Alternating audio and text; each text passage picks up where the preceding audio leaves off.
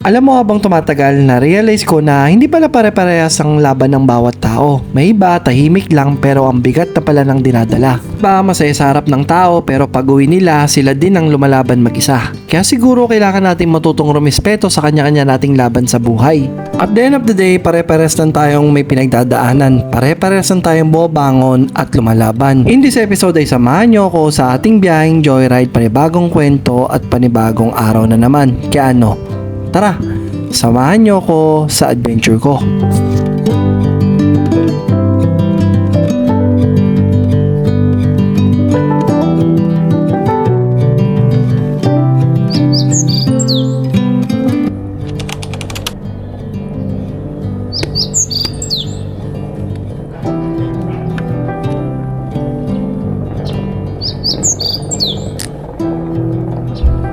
Tara, biyahe tayo.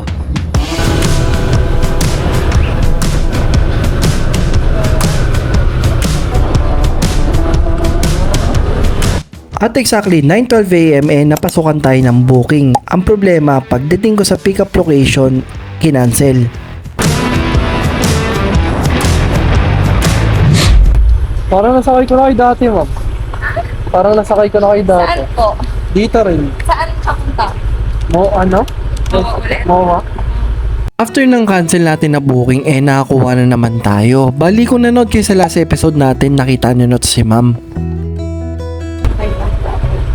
May drop by? Pwede mo. 4 plus lang po. Sige.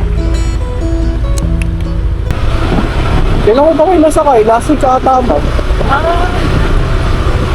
Sobrang nakakatawa nga to si ma'am dahil nung last kong sakay sa kanya ang dami rin namin na pagkwentuhan.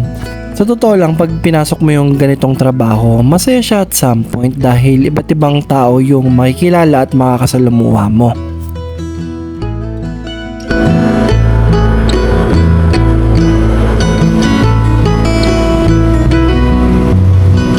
Alam ko, nasabi ko na to sa mga previous vlogs natin. Alam mo yung pinaka na-enjoy ko rito is yung makagala ka sa iba't ibang lugar.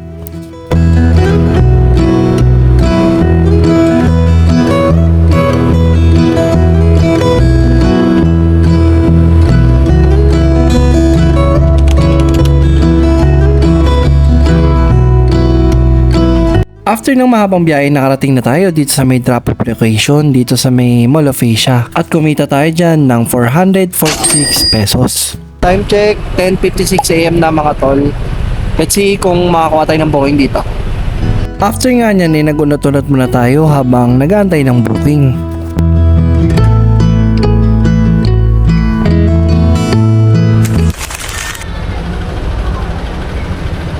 Hindi naman nagtagal ay napasukan nga tayo ng Gurami booking. Bali, Pasay to Pasay lang din to.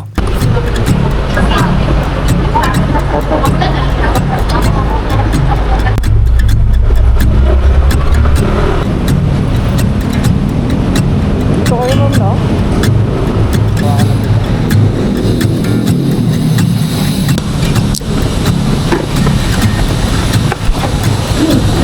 Ito po. Alright guys, ako kumita tayo doon na 80 pesos.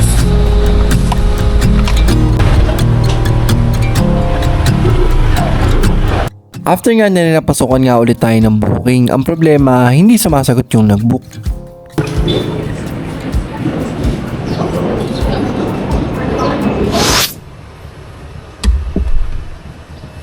Pinaka-cancel ko yung booking natin mga tol para hindi sila mamiyasa na hindi sumasagot sa mga rider.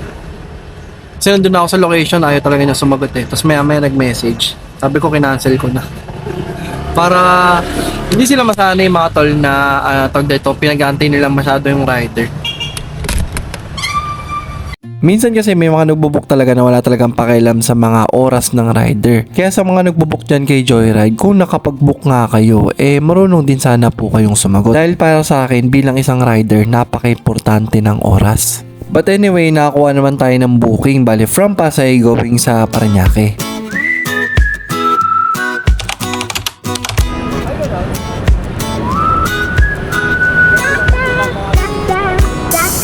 Anyway, sobrang bilis lang talaga ng biyahe dyan. Bali, kumita tayo ng 200 pesos. Ang fare lang talaga niya is 142.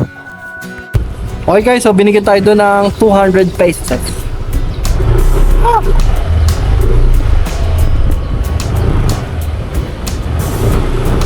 Ganda ng tip natin. Guys, bali waiting na lang tayo dito ng booking mga tol. Medyo marami yung papasok kaso nga lang puro gurame. Try nating mamili. Alalayo lang din ang pick up dito sa Better Living. May nakuha tayong booking. Ang ganda sana ng fare to 27. Actually, in-accept ko siya. Hindi naman ako naka-auto-accept. Naghanap siya ng top box sa likod. Eh, wala tayong top box ngayon sa likod. Ayun, wala tayong top box ngayon sa likod. Try natin, mag-message ako kung tatanggap. Okay guys, so pumayag kahit walang top box. Anak doon niya isasakay. Sayang eh, 200 na agad eh, diba? Palag na yun. Dito ay nasakay ko na nga si Sir. Bali, ang booking na to is from here sa may Paranaque going to Makati.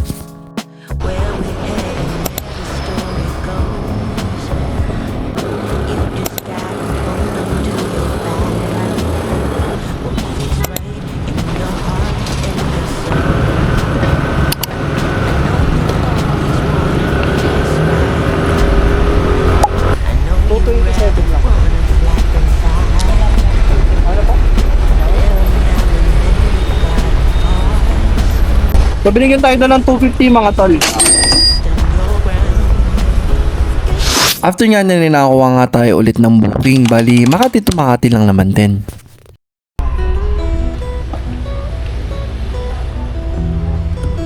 Di ko na rin nabidyon pero na-pick up na rin natin si Sir. Tapos nakarating na tayo dito sa may drop off location at kumita tayo dyan ng 65 pesos. 65 mga tol, kumita tayo. Makati to Makati. Time check 1:45, may lakad tayo, may gagawin kasi tayong shoot para sa Champion Tires mga tol. Hihikita lang tayong tropa. Samahan nyo na lang ako.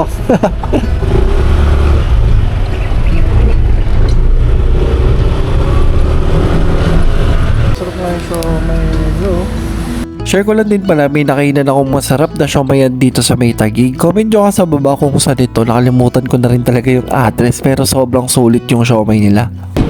Alright guys, so nandito na kami sa may Taguig and kasama natin ngayon si Wheels. Wheels Grabe ba? Wheels Grabe? Wheels Grabe. Yun, Ito mga na. tol. So yun, bali, actually, shoot lang natin siya ng Champion Tires which is yung ginagamit natin or yung pinapromote natin na gulong mga tol. So, natuwa ako dahil gumagamit din pala siya ng Owens. Ito yung Owens na, kailan ba to tol? Nakuha mo? Yung isang linggo. May isang linggo lang, di ba? Yan, ito yung Owens mga tol. Oh. Yan. Tapos yung Champion Tire, ginagamit niya rin. Sa mga naka-TBS din, pwede. Ito, naka-Champion Tire din siya mga tol. So sa mga gustong mag-check out, ilalagay ko lang dito yung link dito sa ating YouTube channel mga tol. Or kung ma-upload ko man to sa Facebook natin, ilalagay ko na lang din.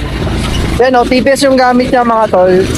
Pero ang gamit niya, Champion Tires. Tapos gumagamit din siya ng Owens. Yan. So, Mr. Performance ang Owens tol. Maganda goods. Natuwa nga yung passenger ko eh. Ah, may vlog ka nun, di ba? Oh, Yung di ba? lalaki? Oh, yung malaki. Ang laki niya kasi niya. Sabi niya parang hindi siya pumabaon. Ah, so maganda ka. So yun mga tol, sa mga gustong mag-check out. Magkano ba yun tol sa, sa Posh? 770. 770, no? Sa Shopee ata mas mura pag di ka nag-check out. Ah. So yun mga tol, bali ito yung shoot natin ngayon mga tol. Pero kasi kung napanood dyan sa Facebook natin, may ginagawa tayong series yung kwentong Champion Tires. Pinipicture natin yung mga rider na gumagamit mismo ng Champion Tires para at least kahit paano may feedback tayo sa mga sa gulong na pinopromote natin mga tol. So yun, bali mamaya pabalitan ko lang kayo kung ano mangyayari tapos kung magkano kinita natin. Anyway, bago natin tapusin yung vlog, sama natin sa income itong last booking natin. Ito yung time na pauwi na ako, 5:45 PM na ata to. Bali kumita tayo dyan ng 70 pesos. So yun mga tol, bali kakatapos na namin mag-shoot ni Wheels Grabe. Yan. Abangan nyo na lang yung kanyang kwentong Champion Tires. Interview lang naman yun mga tol regarding sa feedback niya. And totoong feedback yun tol. No? Totoo. Walang halong Yun. biro. Para sa mga gustong bumili ng Champion Tires mga tol, para sa akin, sa presyo, kamusta naman tol? Sa presyo, sulit na sulit kasi mura lang talaga at abot kaya para sa ating mga riders. Mga riders. So ayun mga tol, bali siguro baka dito ko rin tatapusin nung vlog kasi since medyo napagod na rin ako kaka-interview eh.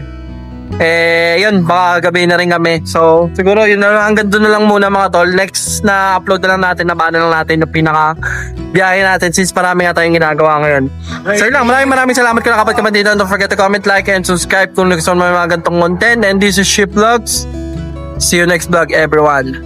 Peace out. Peace out muna tol. Takma mo. Ito na nga.